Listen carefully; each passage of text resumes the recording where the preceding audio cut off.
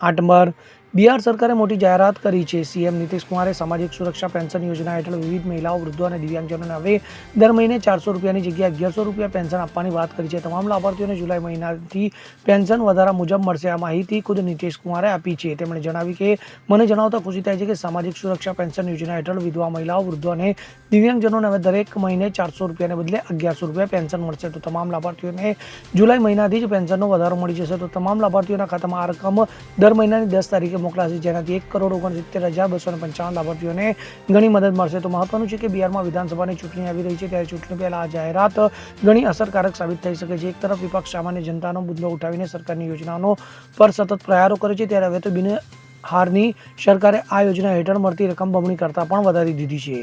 Bureau report, CN24 news. હવે જુઓ દેશ દુનિયાની તમામ ખબરો તમારી આંગળીના ટેરવે. ઉઠાવો મોબાઈલ અને ગૂગલ પ્લે સ્ટોર પરથી ડાઉનલોડ કરો અમારી CN24 ન્યૂઝ મોબાઈલ એપ.